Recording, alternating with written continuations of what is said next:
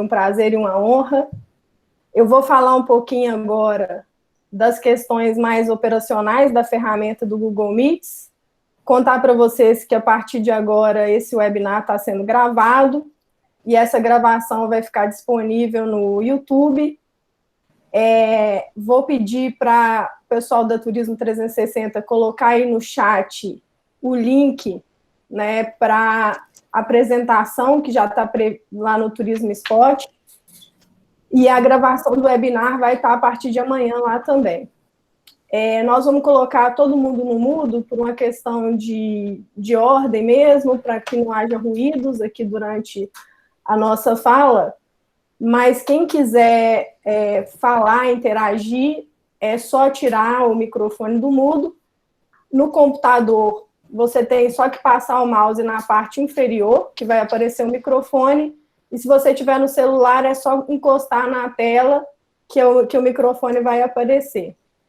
Queria reforçar que esse é um espaço de troca de experiência, então sintam-se à vontade para poder falar, comentar, perguntar, tanto pelo chat quanto pelo microfone. Vou só pedir para vocês segurarem um pouquinho as perguntas para depois da explanação da nossa convidada. Se porventura alguém compartilhar a tela, a gente vai desconectar a pessoa e a gente pede para que essa pessoa volte novamente aí para a nossa sala de webinar. Esse é o 5º webinar de uma série que a gente acabou denominando de O Turismo e a Pandemia de Covid-19. Não era para ser uma série, na verdade, né? A gente começou, fizemos o primeiro porque sentimos uma necessidade muito grande de conversar com as pessoas, entender o que as pessoas estavam passando nos territórios onde a gente atua, ou tem amigos, tem conexões. E foi muito bacana, a gente foi explorando a cada mês, né, a cada 15 dias um tema, e chegamos agora no nosso último com o tema Tendências, Inovação e Criatividade no Turismo. E como é o nosso último encontro dessa série, eu queria agradecer a equipe da Turismo 360, que não poupou esforços e sempre teve o brilho no olho para poder fazer isso acontecer, com tudo que a gente faz.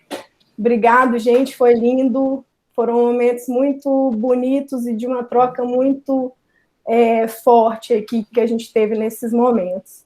Agradecer também a todos os participantes, né? Tem gente que está presente aí do primeiro ao último webinar, obrigado pela contribuição de todos vocês.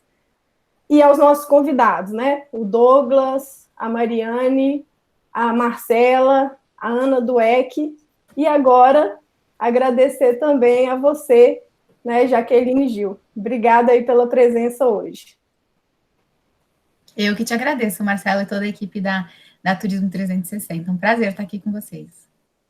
Para apresentar para vocês um pouquinho a Jaque, ela é mestre em gestão e direção de empresas turísticas pela Universidade de Alicante, na Espanha, e especialista em relações internacionais pela UNB. É fundadora da Amplia Mundo, professora e colaboradora da UNB e pesquisadora do LETS da UNB, que é um laboratório aí de estudos de turismo sustentável. Uma curiosidade é que eu não conhecia a Jaque pessoalmente, e nem conheço, né, Jaque? Só virtualmente. Ainda não, ainda não. Ainda não.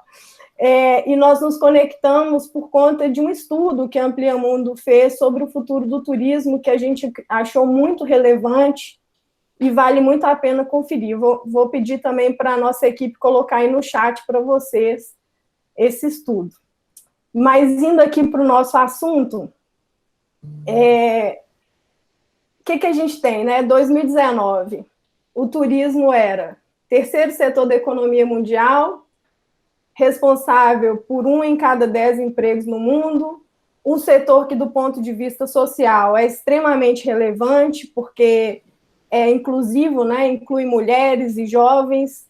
E uma curiosidade também sobre a questão das mulheres no turismo é que o turismo tem uma média maior de mulheres líderes do que os outros setores. Eu não sabia, a gente teve uma convidada aqui que escreveu um artigo do BID lá de Washington, que escreveu um artigo sobre isso, achei super interessante. Então, tá na vanguarda aí da inclusão de gênero também, esse setor. O turismo salvou a economia dos países do sul da Europa depois da crise de 2008, então Portugal, Espanha, Grécia, Itália, todos têm que agradecer ao turismo pelo patamar que, né, estão hoje. Só que, por outro lado,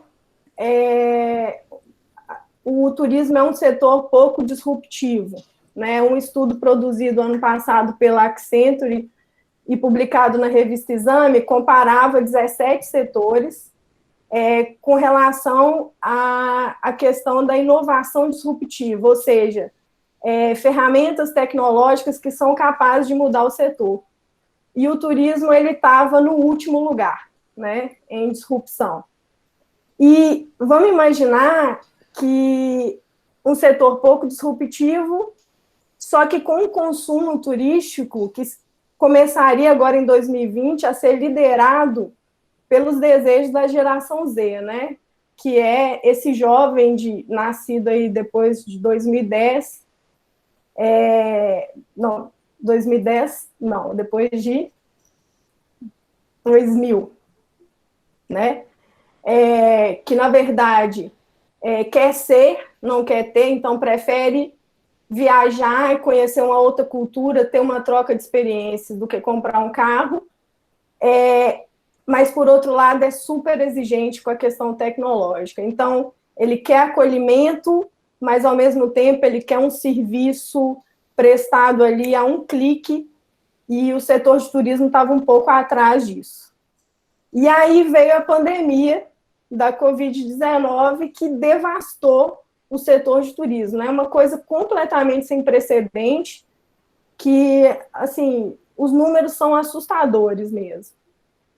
E aí, em alguns lugares, a gente está vendo essa história do turismo coexistir com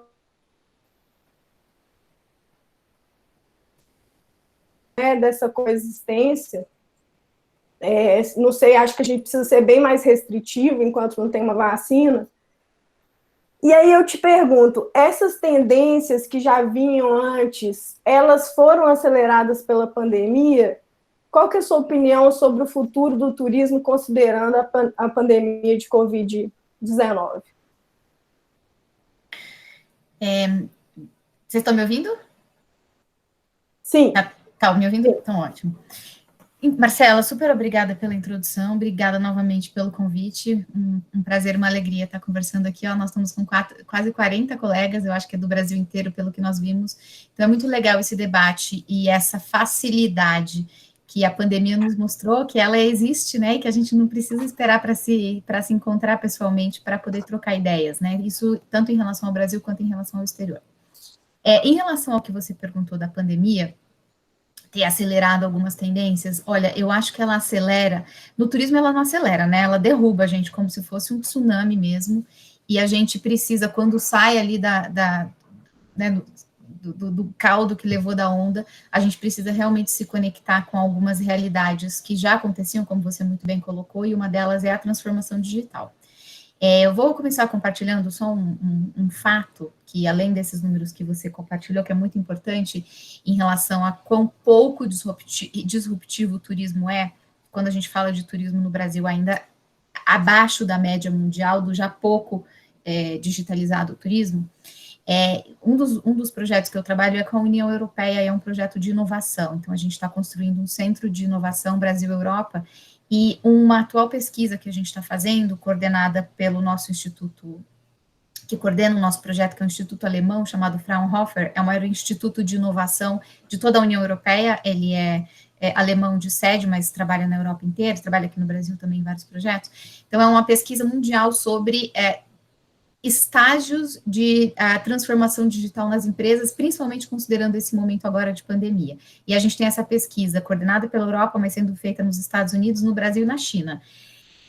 Eu preciso te dizer isso, e vale para todos os setores, eu preciso te dizer que as poucas empresas de turismo que participaram, a avaliação delas é abaixo do mínimo do mínimo do setor acima. Então, é realmente muito baixa, e inclusive nesse momento de pandemia, o que nos deixa ainda mais atentos, né? Ou seja, a gente não tem mais tempo a perder, a gente não tem mais o que pensar em relação a seguir algumas tendências. Então, só para dizer de uma delas, que é a transformação digital.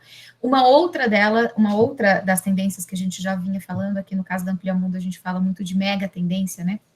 Uma outra mega tendência que a gente já vinha conversando muito é sobre a transformação demográfica. A gente não fala em envelhecimento da população, porque não é isso quando a gente fala de turismo, né? É como as diferentes pessoas acessam produtos de formas diferentes, e a pandemia vem para mostrar isso novamente, né? Então, aqui agora, com cuidados especiais com pessoas de certos grupos, a gente está chamando agora de grupo de risco, mas em outras épocas, pré-pandemia, a gente chamava de grupos que precisam de atendimentos diferenciados. Sejam esses públicos por conta de viajar com criança, de uma determinada faixa etária, seja esse público por questões de idade mais avançada, precisar de certos cuidados, e a gente também aqui no Brasil estava dando pouco atenção para alguns cuidados que são importantes nos públicos, agora isso também, novamente, fica mais forte ainda, né, que são pessoas que precisam aí de uma forma ou de outra se isolarem aí por algum motivo. E uma terceira tendência que eu queria mencionar aqui, e a gente ainda está vendo como é que isso vai acontecer, mas a gente sabia que ela era forte, é a questão da sustentabilidade. Eu não estou falando só da sustentabilidade meioambiental, não. É obviamente que essa é super importante, principalmente por conta de que nós sabemos, né, os números nos mostram, não é nem tendência, são fatos, de que a população mundial está crescendo, ainda que, né, infelizmente, com o número elevado de mortes da Covid, ainda, né, falando de 500 mil, ainda pouco perto dos bilhões que tem na Terra, mas os bilhões de habitantes, eles colocam uma pressão muito grande sobre os recursos naturais. E o turismo também fortalece essa demanda, né, por acesso a recursos naturais. E agora a gente tem que parar e refletir sobre isso.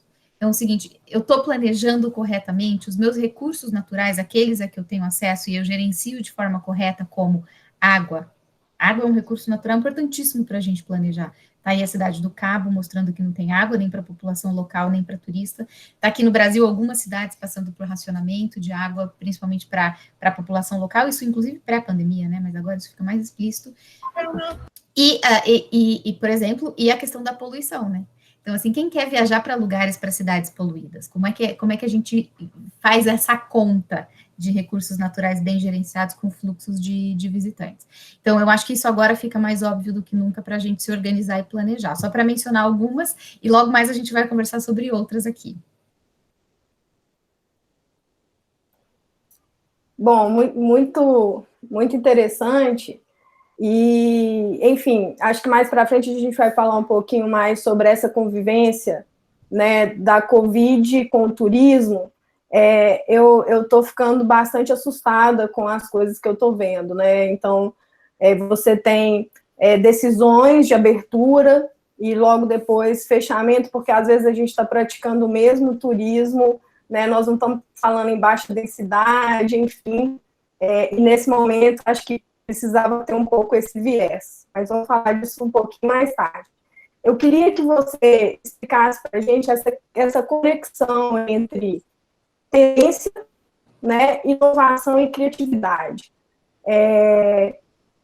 Bom, eu tenho uma tendência e eu tenho poucos recursos, né, então eu tenho que ser inovador e criativo.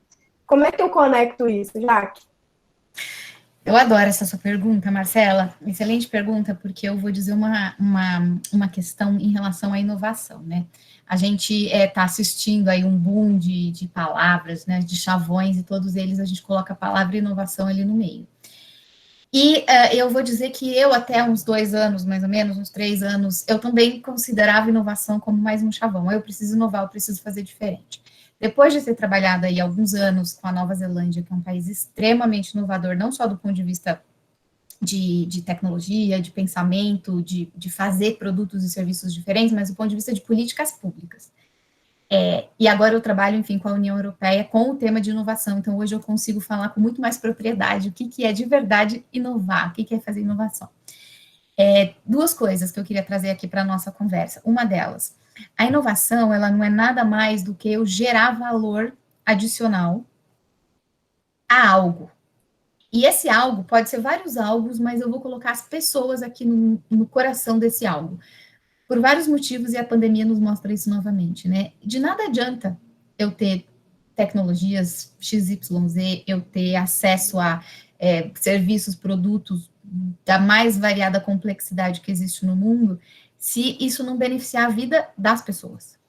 Então, quando a gente fala em inovação, eu preciso colocar no centro dessa história o grande beneficiário disso tudo, seja isso um produto, seja isso um serviço, seja isso principalmente uma política pública. Eu preciso colocar essa pessoa no centro dessa prática da inovação.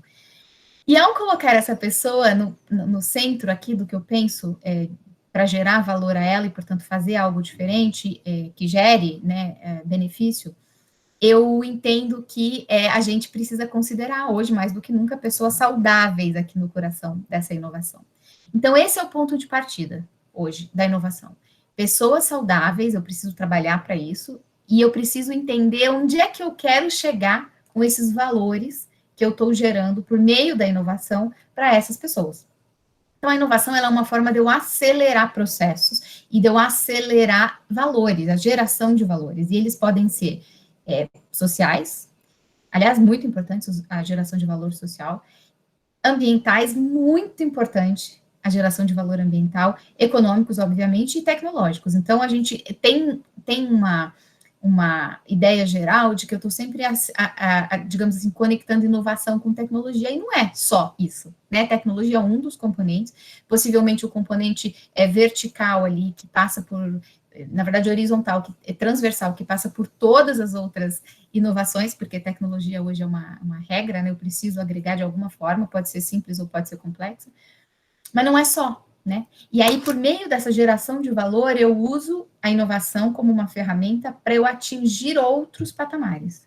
Então, se eu sou uma empresa, eu vou atingir outros patamares em que sentido? Eu quero atingir eficiência energética, eu quero fazer melhor gestão da água que eu utilizo, porque a região onde eu estou tem problemas de água, nem mencionar um outro caso do que Israel, né? Mas eu acompanho muito de perto a África do Sul e toda a região ali da cidade do Cabo numa situação dramática de gestão de água já pré-pandemia e agora está mais sério ainda a situação.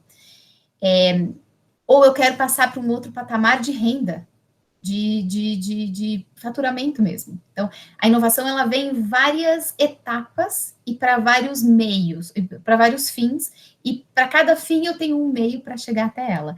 Então, inovação é importante? Eu te diria que é fundamental. Fundamental. Agora, a notícia boa é que ela não precisa ser exatamente cara, né? Eu posso fazer inovação de forma simples e grande parte das tecnologias e das metodologias que eu preciso para chegar no meu objetivo já estão disponíveis. É só uma questão da gente unir essa engrenagem. E aqui, mais para frente, eu espero poder dar alguns exemplos de tecnologias super simples, que nos ajuda principalmente ao pequeno e médio empreendimento lá na ponta, no setor de turismo. Não, é muito legal isso que você está falando. Num dos webinars que a gente fez, a gente falou sobre reinvenção, e aí a gente trouxe o case de uma empresária do Rio Grande do Norte que ela era focada no turismo, e a partir do momento que fechou para o turismo, ela focou nos cidadãos da própria cidade e começou a fazer petisco para live sertaneja, enfim, lives, né? E ela está conseguindo passar por isso. Aí, semana passada, 2 semanas atrás, eu recebi um card dela. Marcela, olha o que eu estou fazendo. Produtos para a festa junina. Então, não está tendo festa junina, mas ela está fazendo. E isso sempre aliado à questão das redes sociais, onde ela divulga. Então, assim, realmente foi uma pequena inovação que surtiu um efeito bem interessante, né? Eu vou te pedir agora para trazer para a gente exemplos práticos, né? Eu sei que você tem uma apresentação preparada aí, para trazer exemplos práticos, porque a gente está falando também de pequenos empresários, de gestores de pequenos destinos, que têm turismo regional.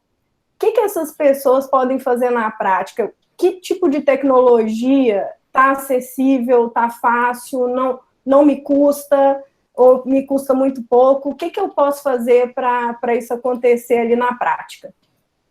Tá, eu vou pedir sua permissão e eu vou passar aqui o slide. Eu não vou passar a minha apresentação, porque eu acho que a conversa está muito mais legal. Mas eu queria trazer algumas fotos aqui para ilustrar o nosso debate, que vai bem na prática, tá? E também está muito conectado ao momento que a gente está vivendo mundialmente falando. Vocês estão, dá para ver, tá passando a foto, Marcela? Tá passando. Tá bom. A Lara está aqui, a Lara Brandes está aqui ouvindo a gente, ela vai saber exatamente do que eu estou falando. E eu quero aqui, inclusive, fazer uma menção a ela. Quando a Lara era superintendente, lá na Secretaria de Turismo de Porto Seguro, a Secretaria fez uma parceria com o Airbnb Experiências Geral, e a gente fez um trabalho lá de desenvolvimento de experiências em locais em que existia grandes potenciais para trabalhar com turismo, estava isolado do sol e praia, isso aqui é super importante de falar também, porque dá uma distribuída geograficamente digamos assim, na oferta de turismo da cidade, portanto, distribui o fluxo, né, tira aquele volume enorme da faixa de areia, e permite que mais pessoas acessem o fluxo de turismo ali numa região que tinha, e vai voltar a ter, tenho certeza, bastante turismo. Essa daqui é a Juliana, né, Lara? E ela era assim que ela tinha pensado receber as pessoas na fazenda dela, ela produz açaí, junto com a família. Ela é uma agrônoma formada na Universidade Federal de Viçosa, quem é de Minas Gerais aqui sabe, acompanha comigo, uma excelente universidade, então com certeza ela tem muito conteúdo técnico. O pai dela é um agrônomo formado na USP, e a mãe dela é uma agrônoma que trabalha na Embrapa, então nem preciso dizer a qualidade do açaí que essa família produz nessa fazenda. E ela queria receber as pessoas para uma visita na plantação de açaí, para ter uma experiência de conhecer ali a plantação e a fábrica, eles fazem processamento de açaí, já vendem congelado, e ela queria receber as pessoas aqui nesse lugar, gente. Isso daqui não é nada mais do que uma pequena cozinha que ela tinha ali em algum momento, ó, aqui atrás da foto, nessa foto do lado esquerdo tem até um freezer, então sai aquele ar quente, isso aqui lá na Bahia, vamos lembrar que é calor. Tá vendo? Não tem janela, é só um vidro. Pensa que a temperatura aqui dentro não era agradável, isso aqui é pré-Covid. Mas isso serve para esse momento também. A gente chegou lá, foi visitar, foi fazer a curadoria final junto com ela, redesenhar a experiência, e a gente não conseguia nem pegar o ângulo da foto para poder fazer aqui a imagem com a Juliana. E aí nós juntas trabalhamos e falamos o seguinte: Juliana, não vai dar aqui nessa sua cozinha, porque assim, eu entendo que, né, é assim que você faz e tal, mas só que quando a gente fala de experiência em turismo e a gente tem uma fazenda aqui a 3 passos, é só sair da porta dessa cozinha, na nossa frente, não tem sentido eu ficar aqui nessa cozinha. Olha o que a gente fez, pegamos a mesinha e as cadeiras que estavam ali na frente da porta da cozinha dela e mudamos a experiência. Hoje é isso aqui, né? Na verdade, era ali que ela pensava na cozinha, a gente trouxe para cá. Então, isso daqui, o que acontece? Não só me permite aqui uma coexistência com a Covid nesse momento, é claro que né, com os ajustes necessários, mas olha a atratividade dessa foto, olha essa foto da direita. Vou só voltar aqui para a gente ver, olha isso aqui, né? Então, a gente tem que pensar que a criatividade hoje também é um fator muito importante quando a gente trabalha com o produto na ponta. Essa daqui é uma outra situação lá em Caraíva. Laura, de novo, vai saber do que eu estou falando. Aqui do lado esquerdo, gente, a gente foi tirar a foto, era uma experiência que ainda, né, para fazer aula de capoeira com os nativos lá em Caraíva. Essa daqui é uma associação local que é referência ali na comunidade, e eles queriam começar e fazer a aula aqui dentro dessa sede, em que é linda, e é onde eles fazem todo dia. Só que aqui, às 4 da tarde, faz 50 graus, ou mais. Então, assim, quando eu estou falando em experiências, em entretenimento, eu também preciso pensar no bem-estar das pessoas. E, novamente, né, a pessoa que não é acostumada a esse clima, ela entra numa aula como essa, ela fica 5 minutos, ela morre de suor, ou de insolação, ou de alguma coisa, ou ela desiste de fazer a aula. Pronto, fomos para o lado de fora, essa foto aqui do lado direito. Olha como tudo muda. Então, eu trouxe o ambiente natural para a experiência, eu trouxe o ar arejado, eu trouxe um frescor, porque a gente fica embaixo da árvore, e a primeira parte eu não conseguiria fazer na Covid, a segunda, dadas as adaptações necessárias e obrigatórias, quando possível, eu consigo, inclusive, trabalhar com isso nesse momento. E quanto custou essa mudança? 0, né? A gente andou alguns passos, né? A gente andou alguns passos. E aí, um outro exemplo que eu queria dar é esse exemplo aqui, que é o seguinte, eu até falei disso outro dia na live com a Belotura, eu acho que o Marcos está até aqui. A gente está vendo aí uma abundância de recursos naturais tomando o centro das notícias e nos mostrando como é importante a natureza estar preservada, porque se torna grandes referências, né? Na live com a Belotura, até porque hoje eu não trouxe, mas eu peguei um exemplo de de Salvador, quem conhece Salvador sabe que a Praia da Barra é uma praia extremamente usada, né? Dia e noite, inclusive, lá em Salvador. É uma praia muito central, muito referência na cidade de Salvador. E com a pandemia e a saída das pessoas da praia, em Salvador, na Barra, como se fosse em Copacabana, no Rio de Janeiro, só para fazer um paralelo, né? A praia é bastante popular. As tartarugas estão usando a praia para botar ovinhos. Então, olha como isso alterou, né, a dinâmica aqui da relação homem-natureza. Só que, como é que eu vou otimizar essas oportunidades que eu estou tendo? Como é que eu torno isso parte da minha história e a minha conexão com as pessoas que estão prestando atenção em quem eu sou como destino ou como empresa? Né? Quais são os potenciais que eu consigo trazer aqui para a mesa e consigo otimizar agora para manter essa relação acontecendo, fluida, e depois, né, para ser um diferencial que eu faço. Então, aqui está só um exemplo, é da Nova Zelândia. Essa daqui são câmeras ao vivo que o Departamento de Conservação da Nova Zelândia já tem há algum tempo. Isso aqui iniciou-se com fins de pesquisa sobre os pássaros, no caso, esses daqui são albatroz, são pássaros típicos daquela região do sul da Nova Zelândia, lá na Ilha Sul, é bem fria essa região, e eles colocaram essa câmera para fins de pesquisa, para observar os ninhos, os passarinhos e tudo mais, e agora está fazendo maior sucesso. Por quê? Porque eu consigo conectar as pessoas com o meu destino. Esse daqui fica em Dunedin, que é um destino no sul da Nova Zelândia, e eles estão usando isso aqui agora para dizer, ó, olha quem somos, olha o que temos e tudo mais. Eu achei esse caso aqui incrível, não custa nada, né? Colocar uma webcam custa muito pouco. Hoje em dia a gente faz tanta live, o que custa, né? Eu colocar o meu Instagram ali, ao invés de ficar fazendo uma live falando outras coisas, eu coloco todos os dias ali, se eu tenho essa oportunidade de interagir com espaços naturais, eu faço uma live no meu Instagram mostrando o meu quintal e os meus bichinhos ali, né? Não necessariamente precisa ser uma ave rara como essa, pode ser um coelho, pode ser carneiro, né? Pode ser coisas que eu tenho ali na minha proximidade. Só que isso aqui também tem uma situação, que é o seguinte: eu agora uso isso durante a pandemia para me manter conectado e desenvolver aí essa comunicação, mas depois eu vou ter que entregar, né? E nesse depois eu vou ter que entregar é o seguinte: como é que a gente vai retomar os fluxos de visitantes para modelos que eram antes, se a praia era anteriormente abarrotada de pessoas, saiu, não tem ninguém. A tartaruga veio, colocou ninho. Eu estou fazendo da tartaruga e do ninho na minha praia, hoje vazia, o meu ponto de atratividade. Se as pessoas voltam de forma volumosa como era antes, eu vou vender o quê? Né? Do que eu prometi que eu tinha para mostrar. Então, eu acho que isso é uma questão importante aqui para a gente considerar, e volto a dizer, então, que a gente tem que pensar muito bem no planejamento dos recursos naturais, na pressão desses recursos naturais, agora, para eu saber como é que eu entrego depois, né? E esse depois pode ser de pouquinho em pouquinho, mas a tendência é aumentar, né? Conforme a pandemia permitir. Quero aproveitar a sua deixa aí, primeiro falar para as pessoas que, gente, quem tiver pergunta, comentários, acho que agora é o momento, podem ficar à vontade aí também para falar. Mas quero aproveitar a sua deixa para falar um pouco sobre posicionamento, né? A gente tem visto casos, não só no turismo, né? Por exemplo, a gente teve o caso daquela blogueira que perdeu todo seu patrocínio, né, por conta de uma postura errada no Instagram. E essa preocupação é uma preocupação muito presente aqui na nossa equipe e no nosso trabalho, que é: como é que eu devo me posicionar neste momento? Né? A gente sabe que o turismo está sofrendo muito, então é muito difícil falar, olha, eu não vou abrir até a vacina. Tem gente que consegue fazer, tem gente que não consegue fazer.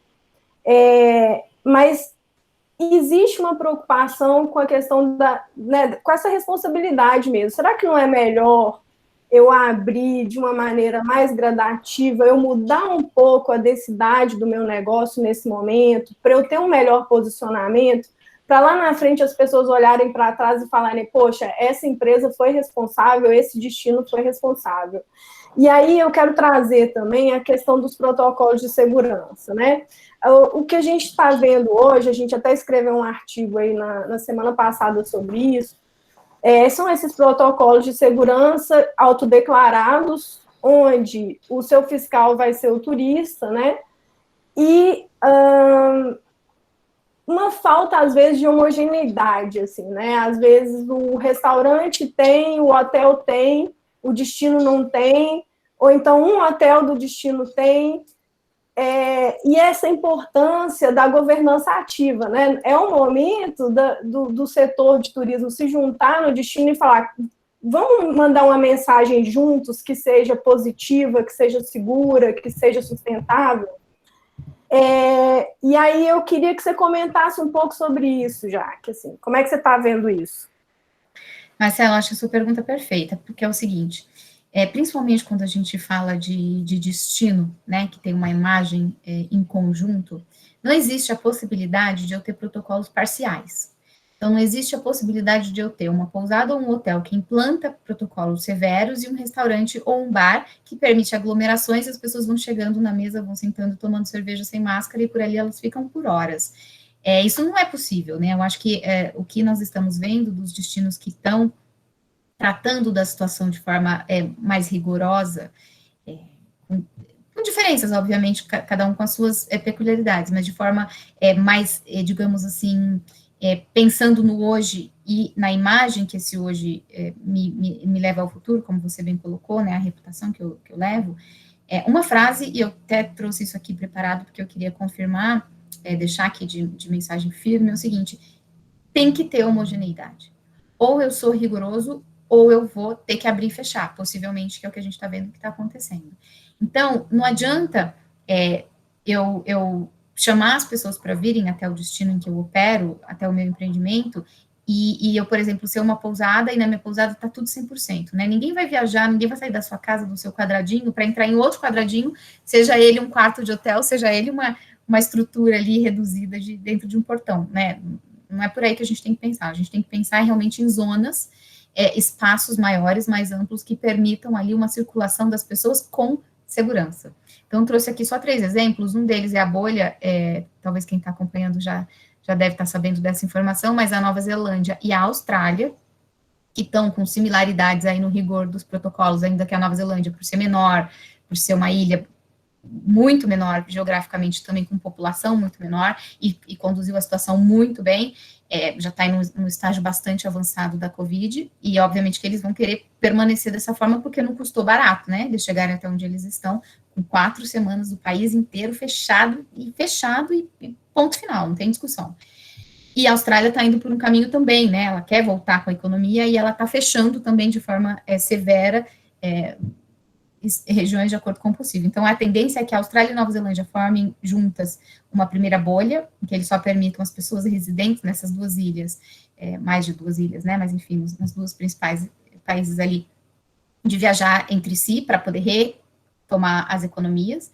Isso é um caso. O outro caso é da Espanha, também, que estão fazendo zonas verdes, que são regiões que se organizam com protocolos severos e similares, e que naquele espaço existe ali um controle bastante forte da pandemia.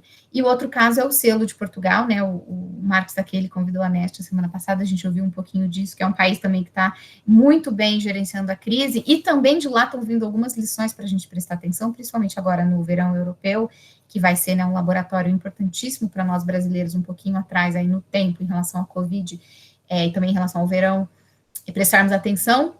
E Portugal já está mostrando sinais de que eles foram muito rigorosos, tiveram números excelentes, abriram um pouquinho. Lisboa já mostrou que, assim, eles começaram a abrir os bares e os espaços mais de entretenimento, começou a aumentar o número de casos entre os jovens, o que mostra que houve ali, né, uma aglomeração um pouco maior do que o esperado. Eles já estão reduzindo as possibilidades agora.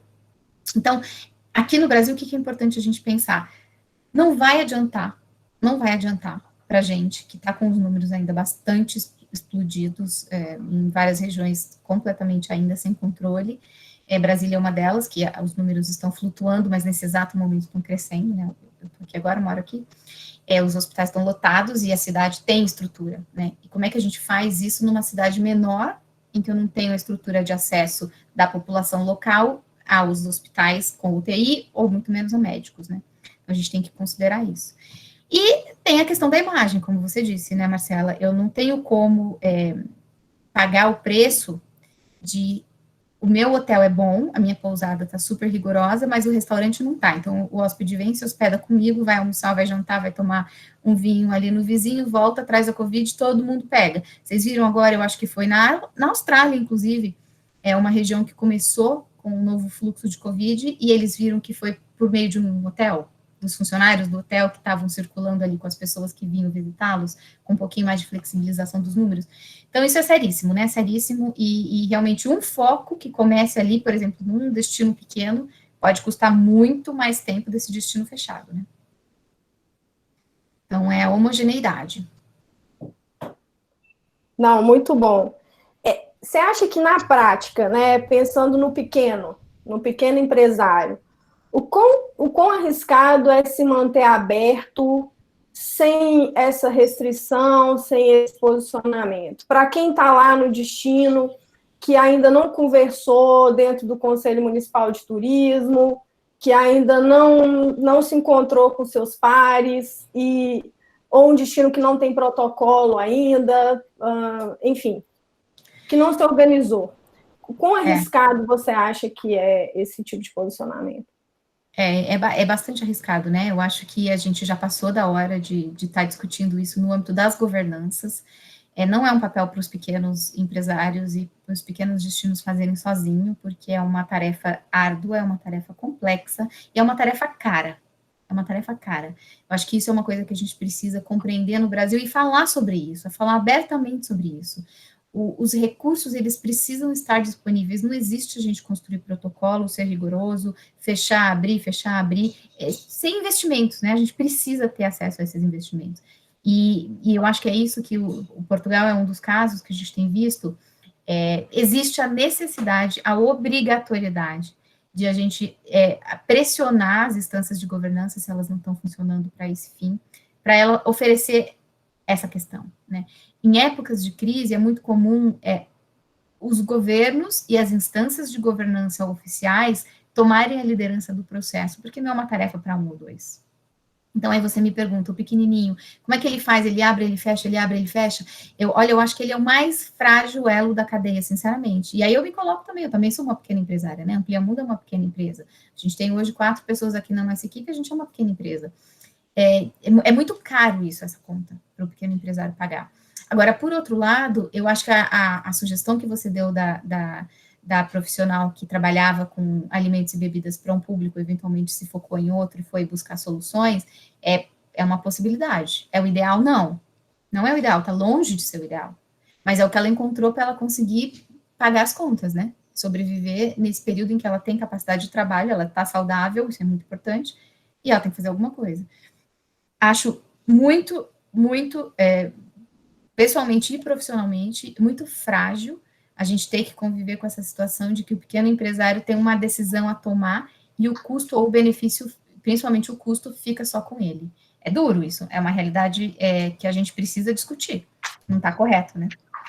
Não está correto. E aqui eu já vou um pouco para as perguntas, né? O Eric está perguntando assim, na nossa opinião, aí, o que é aglomeração? Quantas pessoas juntas é considerada aglomeração? A pergunta é principalmente por ser uma pequena pousada, né? Uhum. Você tem alguma noção disso aí, Jaque? Então, olha só, eu acho que a gente está numa situação tão frágil aqui no Brasil que as regiões, elas têm essa percepção de forma diferente. Algumas dizem 10 pessoas, outras dizem 20, outras dizem 50, e algumas estão dizendo 100. Então, se você me perguntar o que é uma aglomeração, né?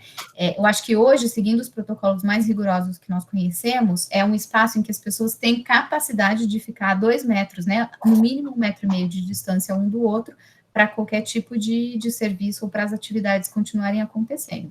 Então, isso seria talvez vamos pensar assim, um limite mínimo, né? E obrigatoriamente, quanto mais aberto o espaço, melhor, né? Quanto mais fechado o espaço, aí é realmente outra conta.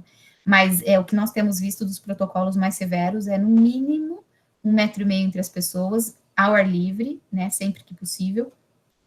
E evitar sempre atividades internas, por isso que os eventos, na grande parte, já estão completamente proibidos, mas é um número difícil de falar, porque varia, né? Inclusive, hoje, então, Brasília divulgou, o governador divulgou um decreto hoje, colocando aqui eventos de todos os tipos que precisam de autorização do poder público, por exemplo.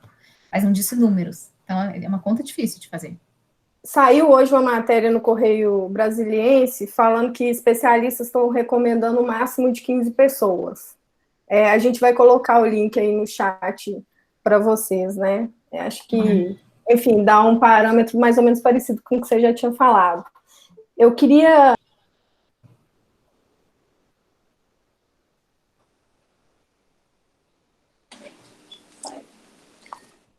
Marcela, você voltou? Já que eu tive um problema aqui, tô voltando. Não, tranquilo. Desculpa, gente, tive um problema aqui, tô voltando. Bom, eu já não consigo mais ler o chat. Eu lembro que a Márcia da Precesp, aí de São Paulo, ela está falando da sua fala sobre a importância de planejamento do destino, né, que é relevante, e é uma coisa que eles têm abordado com os associados, que são prefeituras, Márcia, são instâncias turísticas e são municípios de interesse turístico, é isso?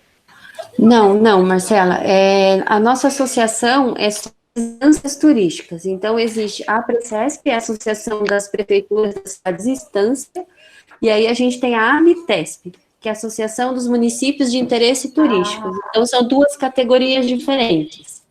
Então, vou aproveitar que você está com o microfone aí e vou deixar você fazer o comentário. Tá bom. Eu fiquei ouvindo a Jaqueline falar e fica muito claro nas prefeituras a dificuldade que eles estão tendo de contornar a situação com os empresários.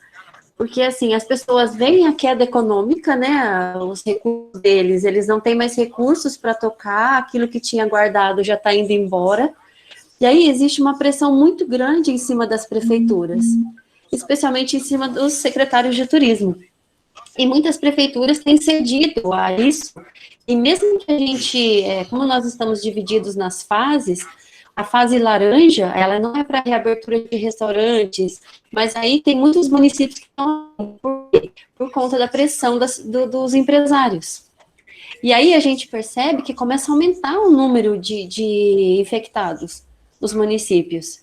Então, até surgiu entre eles próprios uma ideia de que seria possível se criar um plano específico somente para os municípios turísticos, dentro do plano São Paulo, né, que é para o estado inteiro.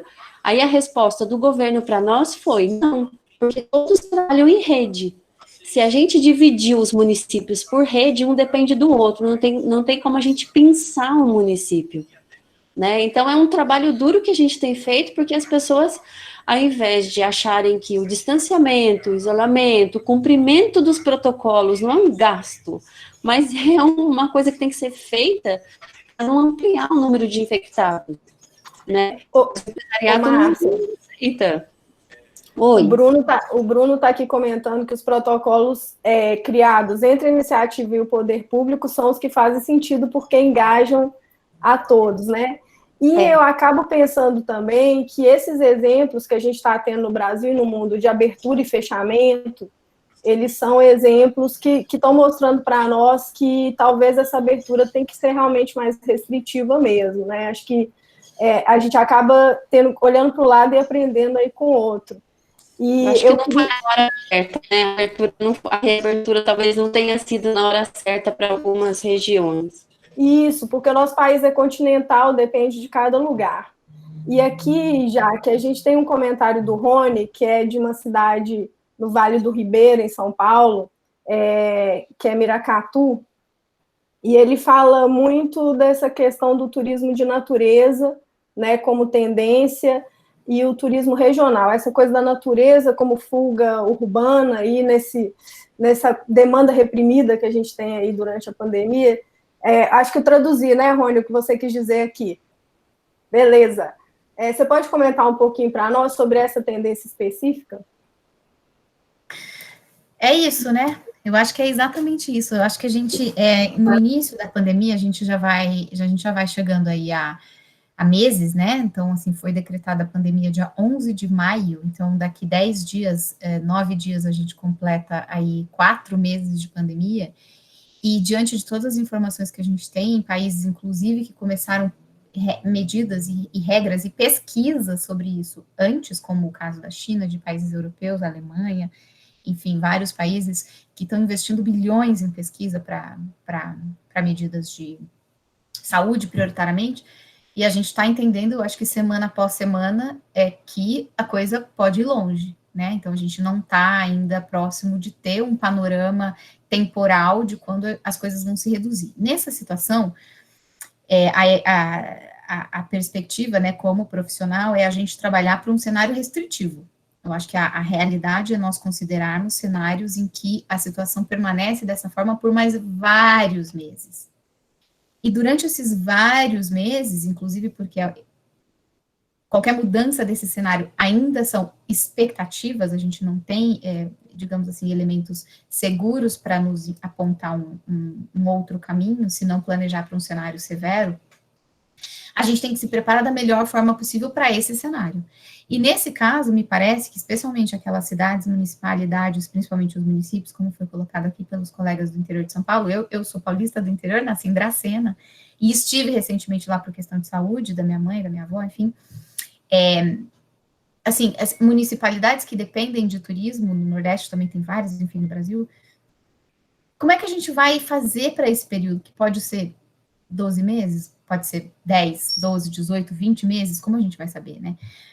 A resposta para isso, eu acho que a gente vem aprendendo aí com os colegas que estão mais adiante no tempo, e talvez em implementação de políticas públicas, nós temos que planejar para situações severas. Nós temos que planejar para situações severas. Eu acho que não há dúvidas em relação a isso. Entendo perfeitamente a realidade do interior, principalmente das cidades menores, em que os secretários de turismo, sobretudo os prefeitos, são pressionados, mas é uma questão que a gente precisa conversar sobre isso, né? Tudo bem abrir, e depois? Como é que eu atendo crescente de números? Foz do Iguaçu está aí mostrando, né? Abriu o parque, fechou o parque. Havia sido aberto, fechou, hoje ou ontem, né? Lisboa, abriu, está fechando. Algumas cidades na Alemanha, abriu na Bavária, está revisitando para fechar de novo, sem nem falar.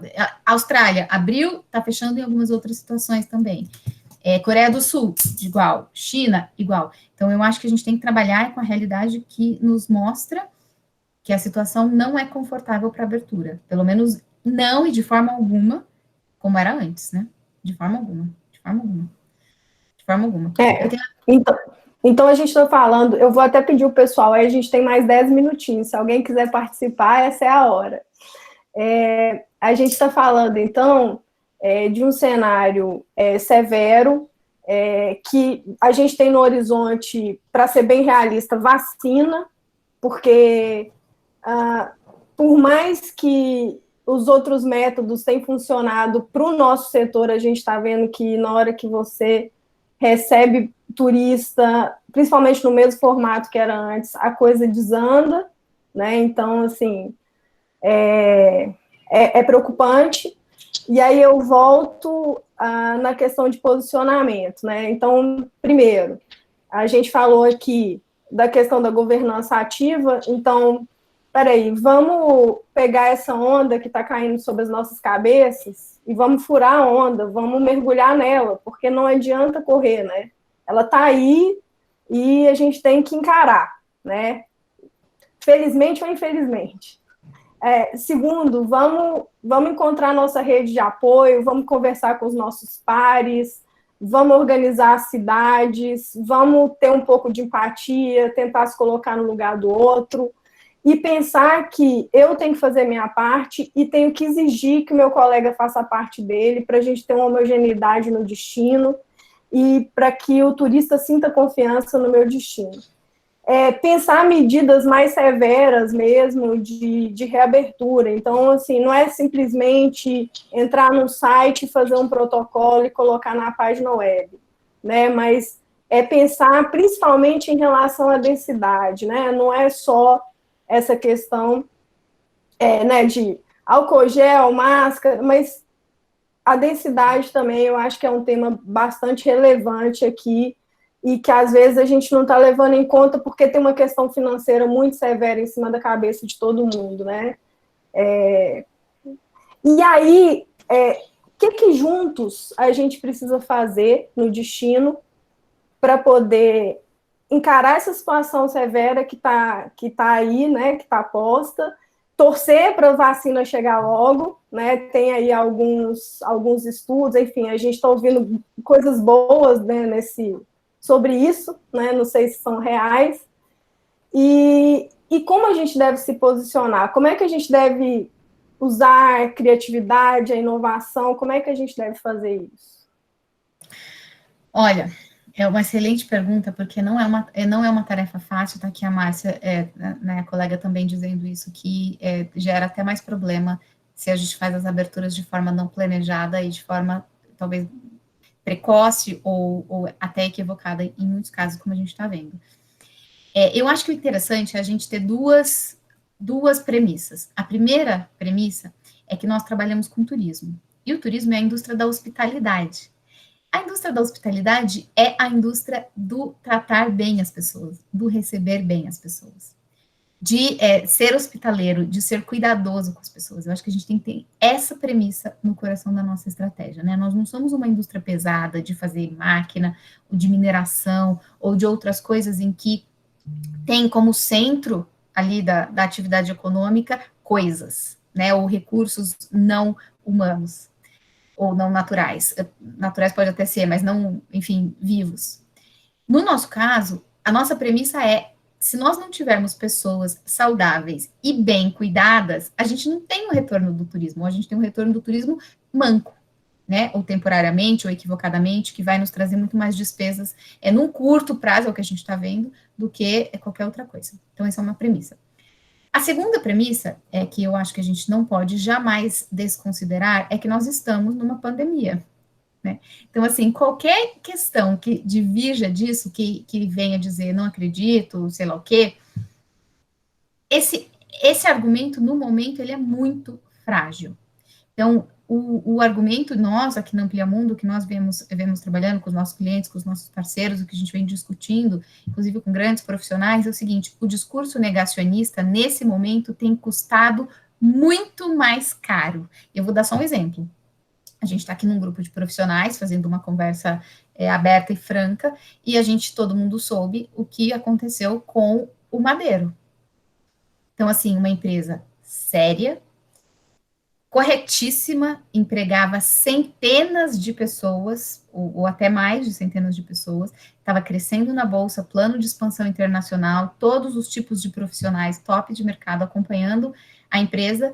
O dono foi lá e fez uma declaração para a imprensa pessoal, muito possivelmente aquilo foi uma opinião pessoal, mas foi conectada de forma amplificada com a marca da empresa dele. Eu não preciso dizer o que aconteceu com o Madeiro, né? Então, só a gente olhar aí na imprensa que a gente vai ver, infelizmente, né? Infelizmente. Então, nesse exato momento, essas duas premissas, elas fazem parte de qualquer planejamento que nós fizermos.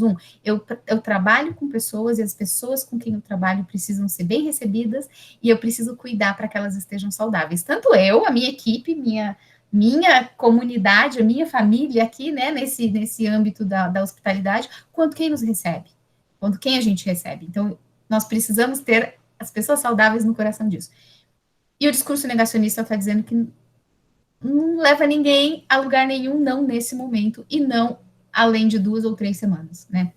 Então, são essas duas premissas que eu queria deixar aqui, Marcela, para qualquer decisão, tanto no âmbito de planejamento de políticas públicas, quanto de planejamento de negócios.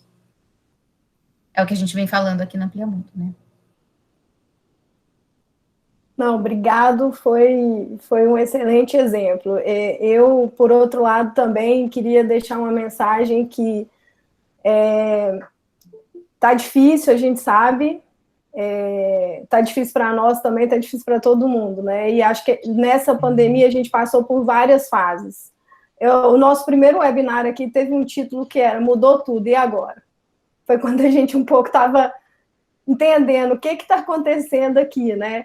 E aí depois veio essa questão do posicionamento que a gente trouxe, da questão da reinvenção, e a história de passar pelas diversas fases, porque, assim, como é uma coisa muito imprevisível, você não tem uma perspectiva, você não tem um parâmetro, você não tem, fala assim, olha, então ano que vem, então em outubro, isso ainda não está claro, definitivamente, e eu em março achava que em julho eu já teria uma clareza sobre as coisas estavam... Não, em julho a gente já vai saber como vai ser, e a gente está sendo surpreendido aí negativamente, né? Assim, é uma loucura tudo que está acontecendo. E, né? E aí, assim, uma coisa que para nós aqui da Turismo 360 foi super saudável foi essa conexão, foi essa capacidade de chegar para os nossos pais, chegar para a Amplia Mundo, que na prática é uma empresa de consultoria, e falar, vamos fazer um negócio junto? Então, essa capacidade de conexão, eu acho que ela é muito importante nesse momento, porque com isso você acaba criando uma rede de apoio. Então, eu não posso agora, mas fulano pode me ajudar. Eu recomendo, gente, foi assim que a gente está conseguindo passar por tudo isso, assim, né? E ter esse apoio é muito importante, pode falar. Eu acho que é exatamente isso, Marcela, exatamente isso. Eu queria fazer uma sugestão nesse sentido do que a gente vem conversando, de trocas de experiência, que são, enfim, a Bela, todos os colegas estão aqui, fez também uma série de lives interessantes com convidados estrangeiros, que mostra exatamente isso, né? A gente não precisa mais ter $5 mil para comprar um avião, ficar uma semana em Lisboa, gastar em euro, voltar, para eu poder conhecer a experiência portuguesa, né? Os portugueses vieram, compartilharam isso por meio das lives ali, com a Belo Tour e várias outras séries, né? Uma abundância de experiências compartilhadas, o que é riquíssimo. No nosso caso, sobre isso de cenários e tempos, como a gente está conversando aqui agora, essa falta de perspectiva, eu gosto muito de um pesquisador de futuros de turismo, que já trabalha há 3 décadas ou mais com isso, que é o professor Ian Yeoman. Ele é escocês, mas mora e trabalha na Nova Zelândia, já tem aí acho que uns 15 anos. E a gente fez um webinar na Brastoa, a Amplia Mundo, a UNB, o nosso laboratório da Universidade de Brasília, e está disponível no canal de YouTube, tanto da Brastoa quanto da Amplia Mundo. Dani e Érica, se vocês puderem, coloca só o linkzinho aqui desse videozinho. A Dani e a Érica são da equipe da Amplia Mundo, aliás, obrigada por estarem aqui conosco.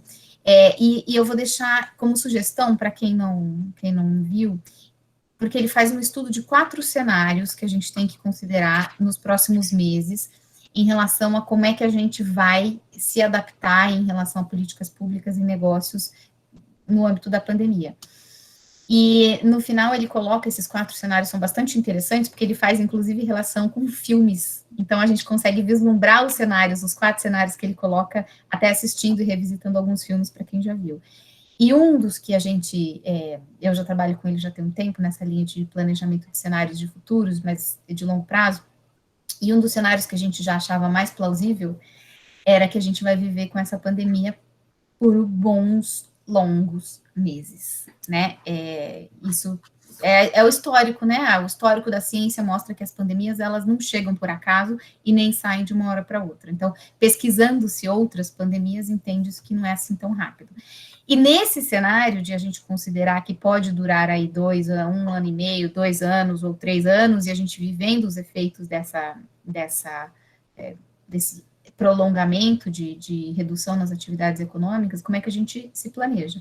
E tendo isso em mente, eu já consigo, desde o início, revisitar tudo que eu tenho de custo fixo, de capacidade, de formas de me comunicar com os meus clientes, de clientes. Então, se eu trabalhava com público de idosos, que agora são grupo de risco, e quando é que eles vão poder viajar novamente, o que eu vou fazer?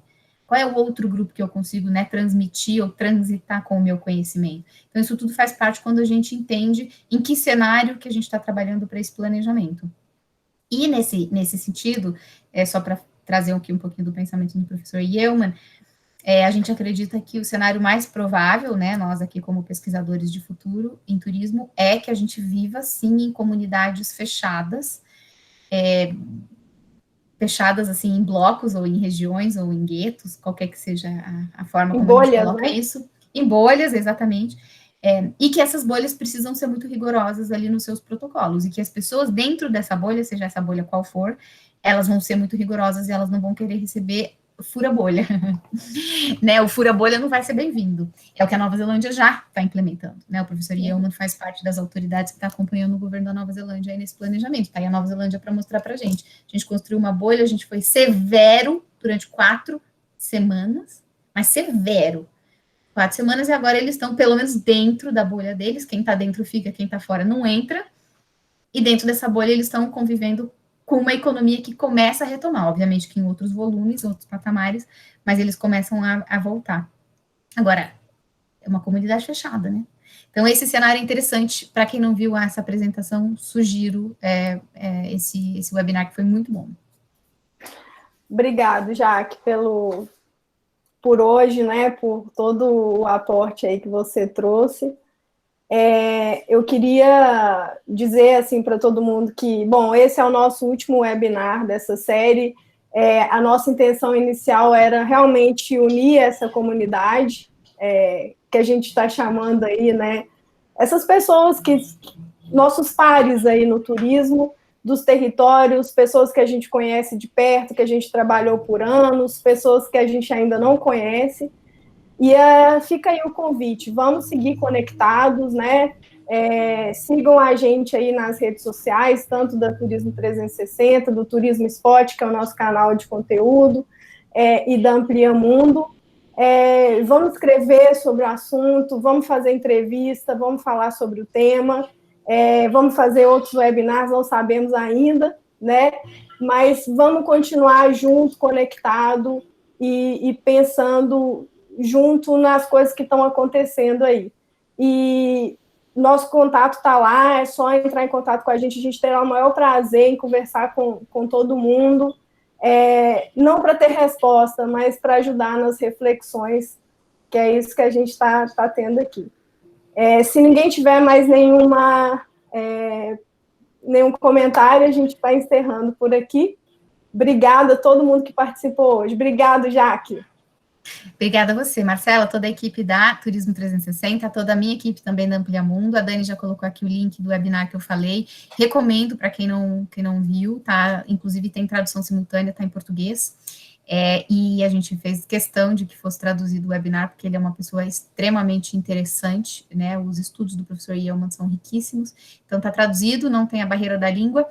E eu fico à disposição para a gente continuar nessa troca, é um prazer gigante conversar com vocês. Tem gente aqui, pelo que eu estou vendo, do Brasil inteiro, né?